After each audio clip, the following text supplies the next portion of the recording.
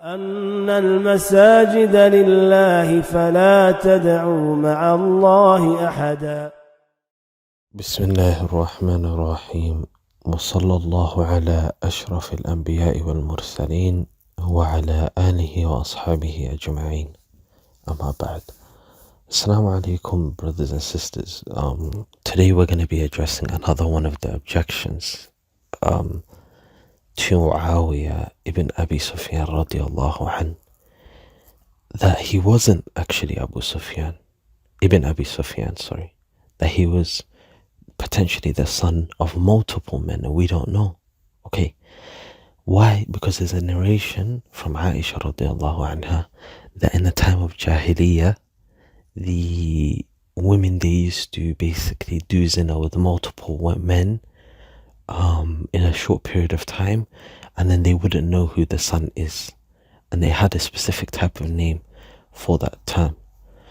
Now, we don't reject this. This could have actually been a practice in Jahiliyyah, but what they do, they bring narrations and sources from, quote unquote, Sunni books and Sunni sources that Muawiyah was actually, his mother Hind, radiallahu anha, Hind actually did this, Hind did this, and that he was the son of multiple men, and we don't know who.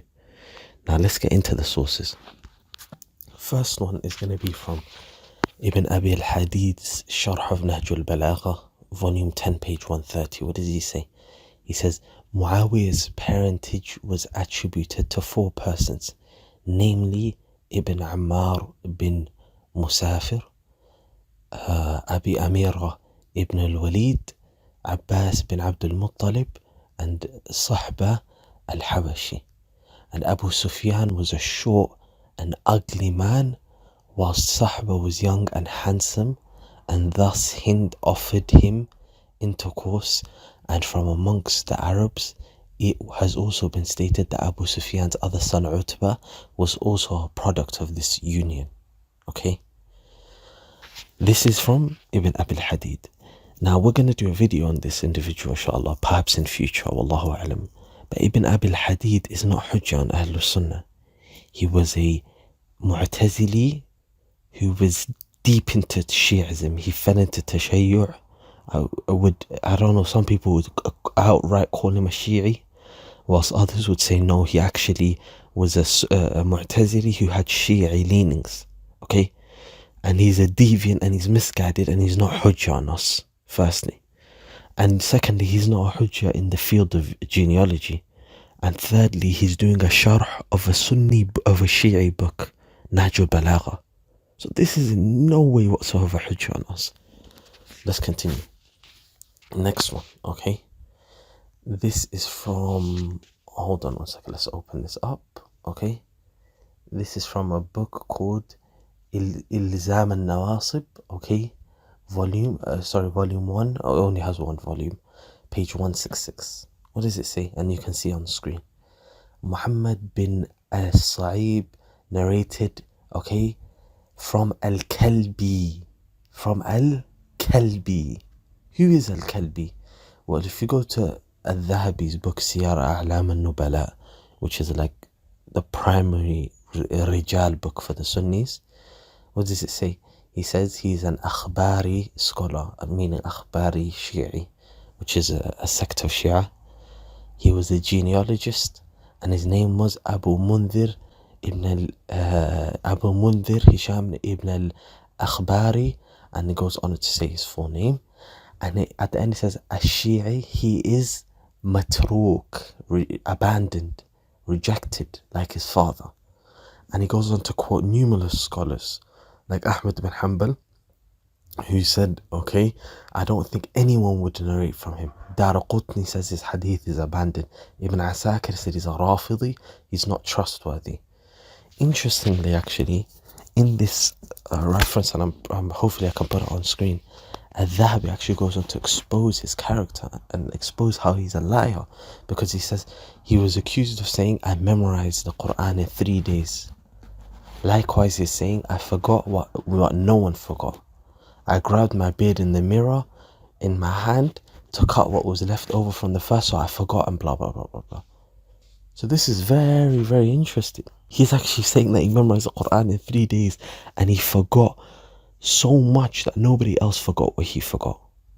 Very convenient. You can't remember. So you're so knowledgeable, you can't even remember what we can actually interrogate you on if you actually knew this stuff. So here we can prove that actually this guy was a kadhab also.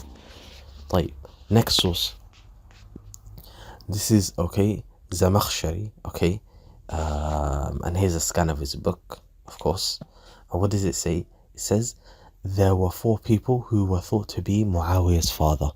Ibn Abi Umar, Abi ibn Umar bin Musaffir, Abi Umar ibn al-Walid, Abbas ibn Abi Muttalib, and Sabah, okay? And again, who's he quoting from? The same source that we mentioned, because this guy's like, if I remember correctly, maybe like 10th century, 11th century. So this guy's hundreds of years later. There's no way he has the detailed genealogies and he can prove it. He doesn't have a sanad going back to it. He's clearly quoting from Al-Kalbi, firstly. Second, he's clearly quoting from Al-Kalbi. Secondly, okay, he's not a reference on us because, okay, he's not from Ahlul Sunnah, okay? He had tasawwuf in him. He's not from Ahlul Sunnah. Let's continue. And he's not even a hujjah in the field of genealogy. He wasn't a genealogist. So let's move on again. So this is in Tadhkiratul Khawas, okay, page 114, okay? Again, the author is quoting Ibn al-Kalbi. Why? Because it's the same book, same thing that it says. Sham ibn Muhammad al-Kalbi in his book Kitab al-Mushab quotes Imam Hassan to have said, Muawiyah, are you aware from the bed which you were conceived? This means he was born from 4 fathers. And again, this is from Al-Kalbi. The guy is literally quoting Al-Kalbi. Okay? And of course, these are the main primary references. So their primary source is Al-Kalbi, who's a known kadhab Rafidi Shi'i. And we're going to present the scans again, because this guy was a Rafidi Shi'i, that we don't take from Ahlul Bid'ah when it confirms their Bid'ah. I'm going to present the scans again, as you can see on screen. So this is a qa'idah that we have in Ahlul Sunnah, and I'm sure the Shia have as well, because they take from Sunnis in their narrations if they're trustworthy and they're telling the truth. So even if Al-Kalbi was telling the truth, okay, then what do you call it?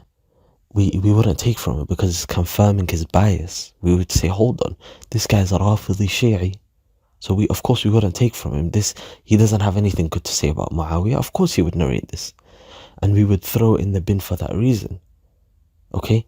So that's all we had to say and share for this video. Again, the Shia have lied on Muawiyah radiallahu anhu. In this series, we're going to continue to prove that they're lies. That they're not, whatever they have on Muawiyah radiallahu anhu is all false. Okay? All of it is false. جزاكم الله خيرا إخوة والسلام عليكم ورحمة الله وبركاته.